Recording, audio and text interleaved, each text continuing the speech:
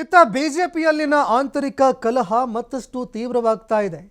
ರಾಜ್ಯ ಬಿಜೆಪಿಯಲ್ಲಿ ರೆಬೆಲ್ಸ್ ನಾಯಕರ ಅಸಮಾಧಾನಕ್ಕೆ ಫುಲ್ ಸ್ಟಾಪೇ ಬೀಳ್ತಾ ಇಲ್ಲ. ಈ ನಡುವೆ ನಾರಾಯಣಸ್ವಾಮಿ ಅವರು ರೆಬೆಲ್ಸ್ ನಾಯಕರ ವಿರುದ್ಧ ಅಸಮಾಧಾನ ಹೊರಹಾಕಿದ್ದಾರೆ. ಯತ್ನಾಳ್ ಅವರ ವಿರುದ್ಧ ಮಾಜಿ ಶಾಸಕ ವೈ.ಎ. ನಾರಾಯಣಸ್ವಾಮಿ ಅವರು ಕಿಡಿಕಾರಿದ್ದಾರೆ. ಯಡಿಯೂರಪ್ಪ ಅವರ ಯೋಗದಾನ ಬಿಜೆಪಿಗೆ ತುಂಬಾ ದೊಡ್ಡದಾಗಿದೆ, ಅಪಾರವಾಗಿ ಅವರು ಕೊಡುಗೆ ಕೊಟ್ಟಿದ್ದಾರೆ. ಇತ್ತೀಚಿನ ಪಕ್ಷದಲ್ಲಿನ ವಿದ್ಯಮಾನಗಳನ್ನು ಗಮನಿಸಿದ್ರೆ ನಮಗೆ ಘಾಸಿ ತಂದಿದೆ. ಬಿ.ಎಸ್. ಯಡಿಯೂರಪ್ಪ ಅವರ ಪರಿಶ್ರಮ, ಅವರ ಕೊಡುಗೆ, ಅವರ ಯೋಗದಾನ ಈ ಬಗ್ಗೆ ಕೇವಲವಾಗಿ ಮಾತನಾಡುವಂಥದ್ದು ಸರಿಯಲ್ಲ. ಕೇವಲವಾಗಿ ಮಾತನಾಡೋದನ್ನು ನಿಲ್ಲಿಸುವಂಥದ್ದು ಮಾತ್ರ ಹಿರಿಯರ ಜವಾಬ್ದಾರಿ. ಅವರು ಕೇವಲ ನಿಲ್ಲಿಸುವಂತಹ ಕೆಲಸವನ್ನು ಮಾತ್ರ ಮಾಡ್ತಾ ಇದ್ದಾರೆ. ಇದಕ್ಕೆ ಫುಲ್ ಸ್ಟಾಪ್ ಇಡುವಂಥದ್ದು ಕೂಡ ನಮ್ಮ ಹಿರಿಯರ ಜವಾಬ್ದಾರಿ. ಬಿಜೆಪಿ ರಾಜ್ಯಾಧ್ಯಕ್ಷ ಬಿ.ವೈ. ವಿಜಯೇಂದ್ರ ಮೊನ್ನೆ ಮಾತನಾಡಿದ್ದು ಸರಿ ಇದೆ. ಯಾರೂ ಕೂಡ ಯಡಿಯೂರಪ್ಪ ಅವರಿಗೆ ಅವಮಾನ ಮಾಡಬಾರ್ದು, ಬಹಿರಂಗವಾಗಿ ಮಾತುಗಳನ್ನು ನಿಲ್ಲಿಸಲಿ ಅಂತ ನಾರಾಯಣಸ್ವಾಮಿ ಅವರು ಕಿಡಿಕಾರಿದ್ದಾರೆ. ಬೆಳವಣಿಗೆಗಳು ನಮಗೆಲ್ಲರಿಗೂ ಘಾಸಿ ತಂದಿದೆ. ನಾನು ಎಲ್ರಿಗೂ ಮನವಿ ಮಾಡ್ತೀನಿ, ಈ ರಾಜ್ಯದಲ್ಲಿ ಭಾರತೀಯ ಜನತಾ ಪಾರ್ಟಿಯನ್ನ ಅಧಿಕಾರಕ್ಕೆ ತರುವುದಕ್ಕೆ ಸನ್ಮಾನ್ಯ ಯಡಿಯೂರಪ್ಪನವರ ಯೋಗದಾನ ಬಹಳ ದೊಡ್ಡ ಪ್ರಮಾಣದಲ್ಲಿದೆ.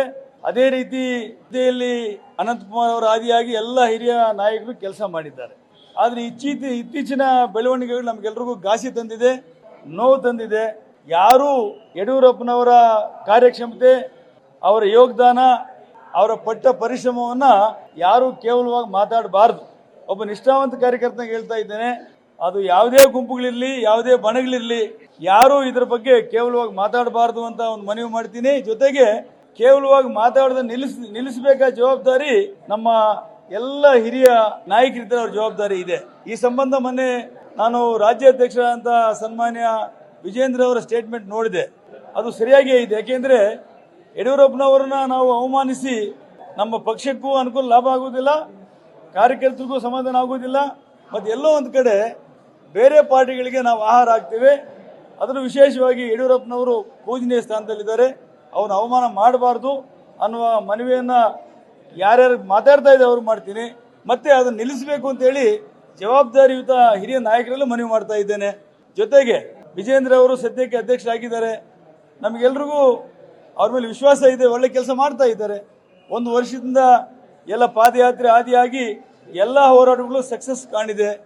ಅಂತ ಸಂದರ್ಭದಲ್ಲಿ ನಾವೆಲ್ಲ ಕೂತ್ಕೊಂಡು ಮಾತಾಡಬೇಕು, ಚರ್ಚೆ ಮಾತಾಡಬೇಕು.